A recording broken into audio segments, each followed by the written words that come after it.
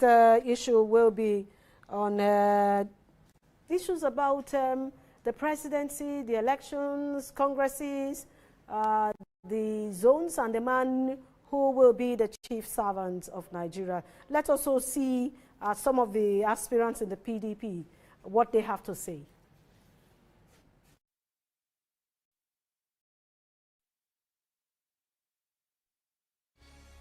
That will rescue this country and take us from weak and challenge this condition. So it's not a time that we just send anybody there. Either we say he's my man, he's my friend, or because we worship the same God. No. We must send somebody there that has capacity, that has ability, that has knowledge, that has experience. Out of all the aspirants, both APC, both PDP, there's only one person that has done 8 years as governor and also chairman of the National Assembly. There's no other person. So challenge all the aspirants with all great respect to them. Today now, you need a man with experience. Look at the country. It is so disunited. Before they were talking north, south, south, north. You need somebody that can unite Nigeria. Somebody that the north will feel comfortable with, somebody that the south will feel comfortable with. I believe too that I'm that person that can unite Nigeria.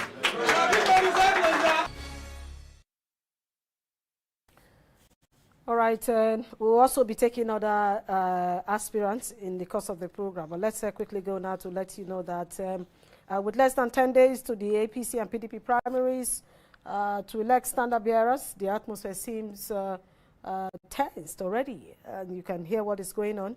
The two major political parties in the contest for the #1 political plum job are faced with similar challenges, some of which are controversies over party delegate congresses, the challenge of Section 84(8), huge number of aspirants, and the question of who is most qualified to fly their party flag come February 25, 2023. And joining me in the studio tonight to look at some of the issues around the election is Prof. Udenta. Udenta, thank you so much. Welcome to the show. Thank you. I'm happy to be with you. Thank you. And let's look at the issues before us. There is the issue of congresses and the huge number of aspirants for presidential election. Do you think this will not affect the forthcoming election, the primaries of the political parties? A robust primary field is an indication of a vibrancy of a political tradition. Even with the APC with almost 30-something, that means that there's excitement in the air. They have their different reasons and motivations why they're in the race. And the PDP, there are 15 of them. It means that the party, which lost power almost 8 years ago, is rebounding to life. That is why a lot of people still found it attractive to throw their heart in the ring, the proverbial heart in the ring. That is why my own man, Senator Bala Mohammed, is in the ring with the likes of Saraki Atikumwik and so on. And then it means that the exciting moment of politics is when leaders of this stature found their bearing, that they want to context for spaces within the presidential terrain, and then nick the primary of the party, go on to general election, and then win election to dislodge an APC government. So rather than contributing to any political crisis, it deepens the essence of participatory democracy. Could imagine 15 aspirants traversing the country. I've been on air for the past 2.5 weeks. Yes. With Bala Mohammed traversing to 31 states, dropping down to visit cities, communities, and towns. And they are still traveling. And people are still traveling. That means that the more they travel, the more inclusivity, the more people get engaged with the political process. The more he talks to delegates, the way he talks with passion and humanity, the word that's what he talk simply means that the conversation is deepening. So to answer the question clearly, forcefully, and directly, rather than the large number of aspirants creating confusion or commotion, to use a Nigerian term, it rather means that the space is vibrant, the space is passionate, and there's a sense of patriotism. That is what is driving most of these aspirants. Okay, let's look at the challenges that political parties are having now. Congress is not well done, and INEC has said they will not spare any political party that will go wrong in their party primaries. It's not even a lot next week. It's not even a question of the parties not getting it right. or INEC not even getting it right, is that the system is so convoluted in terms of democratic practice. The Electoral Act 2022 took a while in coming upstream, and when it came upstream, there was still some issues, some snags around it. The president didn't do that in time, transmitted back to the National Assembly. They too took their time, corrected certain things. There are still persistent controversies. And again, INEC came out with a very shortened transition timetable in terms of primary election season. But the main election campaign is almost like 6-7 months, the biggest ever in our calendar so far. What each party is doing is to look at this tight schedule, shift it as much as they could without breaking the law. And what each campaign, including the Bala Mohammed campaign, is doing is to align with the party. When you align with the party, you get to critical information from the party headquarters, the NWC, so that their own directorate of mobilization and contact will be attuned with the current reality. There's currently a challenge over the slate of delegates. Whether it's going to be a composition of ad hoc delegates and the super delegates called the statutory delegates, or whether it's going to be only the elected ad hoc delegates that will participate. That conversation is going on. So, but if at the end of the day it becomes just the elected delegates, there are a lot of issues coming from Imo State, Enugu, for your party. And you just said Rivers APC. So that means some states may not even have I just helped out with a meeting of my campaign council just a while back, where matters of this nature was deposited. Okay. The critical thing is that as politicians, you focus on the political process. But every political party, every campaign organization, including mine, including that of Senator Bala Mohammed, has a robust legal department. So he studied not only the party guidelines and regulations, he studied the overall framework, which is the Electoral Act, and other INEC pronouncements and bylaws that could help with managing the electoral system. If you do all that, parties will do what they have to do. INEC will do what it has to do in a very shortened, open electoral space. So it's still possible. That means that even you have situation in Imo, in Anambra, in Enugu, concerning not only the PDP, not only even the APC, like other parties with similar issues, but not well advertised because they're not big parties. Yes. The courts may at the end of the day intervene as they periodically intervene in the Nigerian democratic process. But are you not worried that this party that they call other parties and smaller parties may have a chance of even taking it because the big parties are not looking at what is going on? What is up in the air now is a sense of preparation by the different parties and the different campaign organizations to harvest delegates for the 28-29 primary election for the PDP.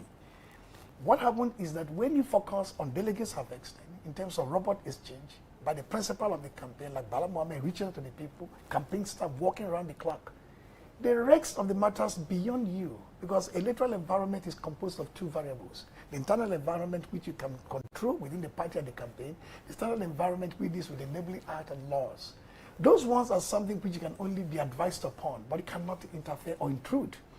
When the stage comes, when there is some sort of contradiction between the internal environment and the external environment, as I said, the courts have been tried as much as possible to be excluded from the process so that judicial pronouncement do not topple popular will. But the way it is happening now, congresses and conventions and so on may likely be litigated in court if care is not taken, because the electoral system itself is fluid and unsettled. That sense of being unsettled because of the Electoral Act and its complications and contradictions may create some opportunities here and there for people to exploit. Now let me ask you this personal question. You are of the Bala Mohammed, who is also from the northern part of Nigeria, and there's a clamor that the South should get the whole thing should be zoned to the South. So how does that make you feel? Okay, to the South? Yes. Do you mean the Southwest, Southeast, or South? South. I don't know which of the regions. Okay, anywhere in the South. Yes. So in essence, even though Ijoma, we've been in this kind of conversation for a long time, so I wouldn't like to put one-on-one with you. But it's absurd to me that after Obasanjo and Osibanjo, anybody in the Southwest should have the moral authority or courage to step into this race. So it means, in essence, that after 16 years of presidential reign washing over that region, and not one single day of presidential reign in the Southeast, Bola Tinubu, Fayemi, and Osibanjo are there out canvassing for votes with the eyes open and screaming southern tone of power.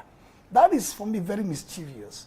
Now, if the Southeast, South-South, and the Southwest cannot yield the ground for the Southeast, that betrayal and treachery has already occurred. It's not Udenta who is betraying the Southeast, but these two zones in the South. And I did one in several interviews, not with you, and said, if that happens, I have a choice to do a rearguard battle Find a northerner who is progressive, who is inclusive. When he was Minister of FCT, he ran an inclusive government.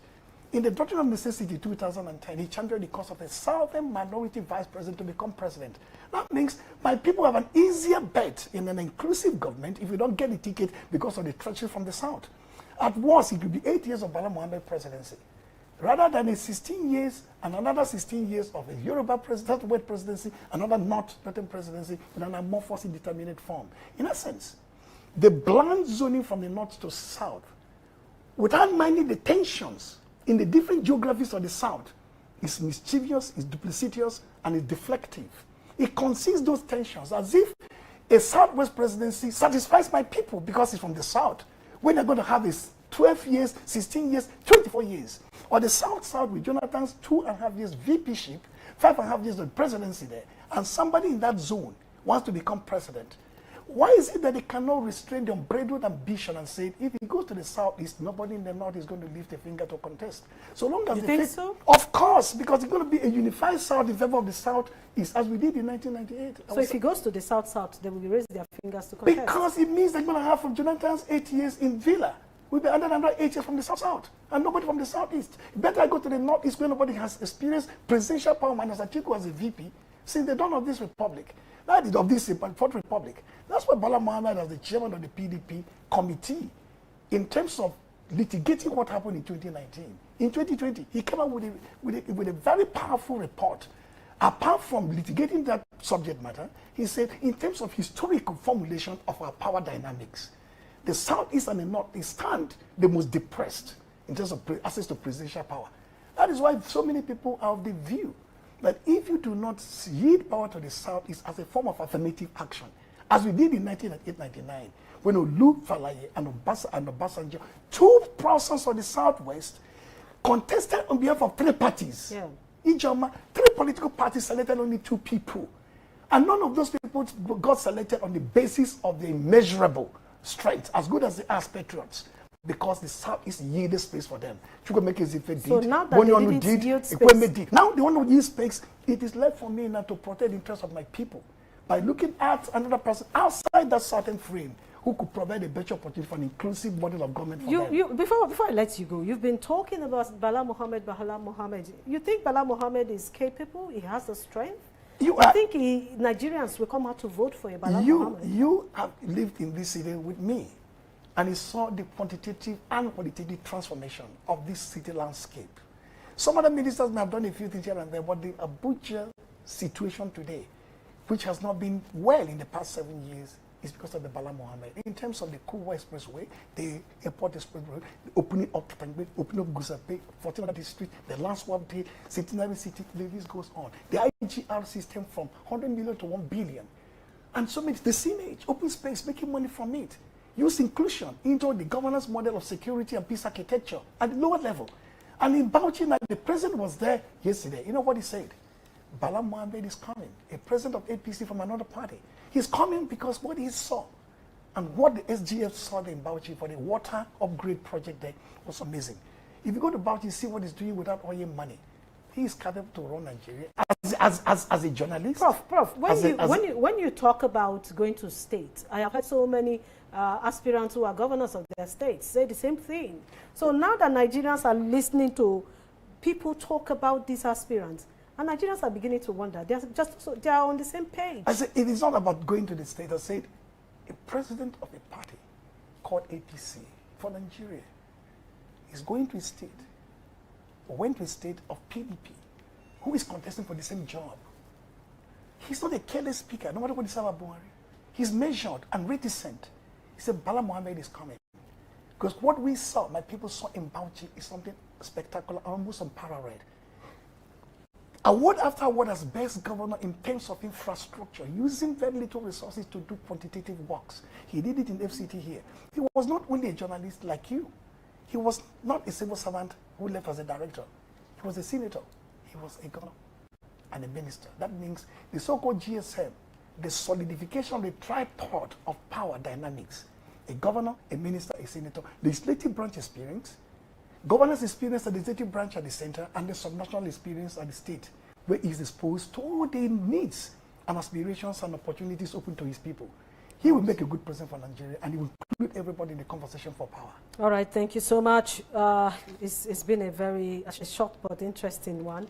Hopefully we'll still be talking. It's a pleasure. We will talk before the party primaries. Absolutely. Thank you. We'll be speaking with Udenta Udenta, a political scientist and strategist for Bala Muhammad Campaign Organization. Thank you so much. It's a pleasure. Yes, let's take one or two messages and then we'll leave you with some of the statement by the aspirants. Dr. Umar Olebara is saying, we want peaceful primaries. Election is not a do or die. Let's bring in the right people, round pegs in round holes. Let's mobilize our people to vote God-fearing leaders into power. The future of our children can't be entrusted into the hands of glittering criminals. And Agashi Ikechi is saying, IJ, it's crystal clear that what happened will obviously repeat itself in Rivers State. And talking about that, he said, well done, the presenter and the guest in the studio. May God help us in this forthcoming general election. And that's coming from Noah Yusuf. And Isaac is saying, is there no other person that can help Ijoma and AIT? It is very frustrating watching. She can be given order off-camera task.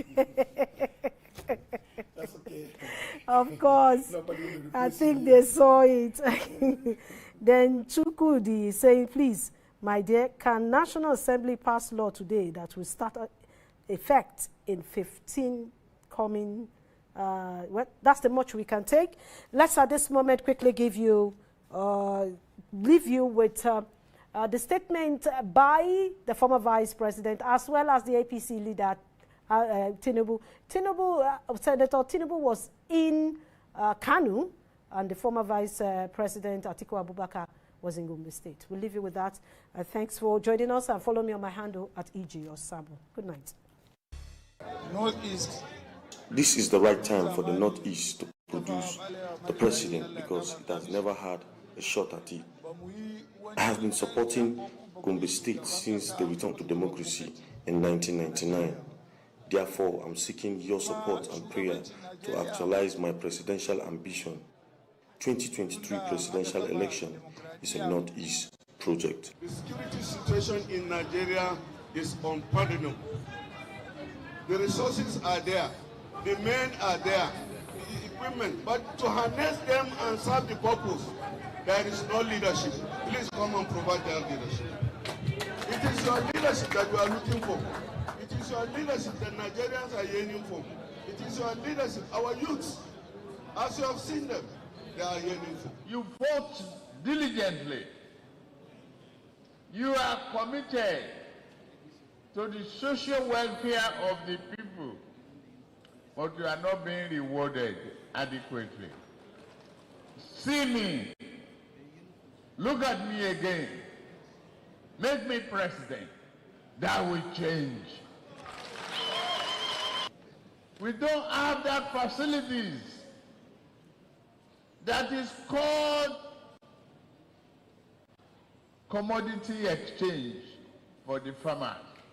I assure you, I will revive it. I come to beg for your votes, for your understanding, for your faith in me. For this memorable occasion, and in fact I can call it a signature occasion. And also to assure him of our complete endorsement.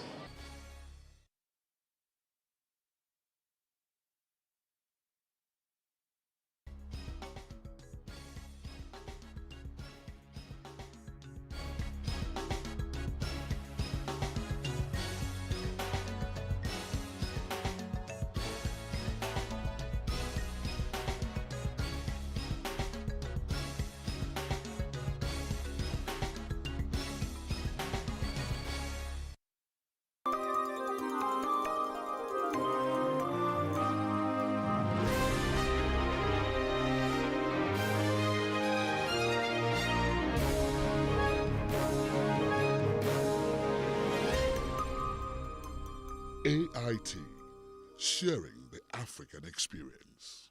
You're cordially invited to National Symposium on Addressing Nigeria Pension and Retirement Crisis. The event will also be used to present 3 books written by Professor Abba George. The event is slated to hold on the 26th of May 2022 at the Executive Hall of the International Conference Center, Abuja. Time is 2 p.m. prompt. For further inquiries, call Dr. Jamil Yusuf on 090-9967-750 or Professor Matthew Abula on 080-3510-3965. This event is powered by Business Idols.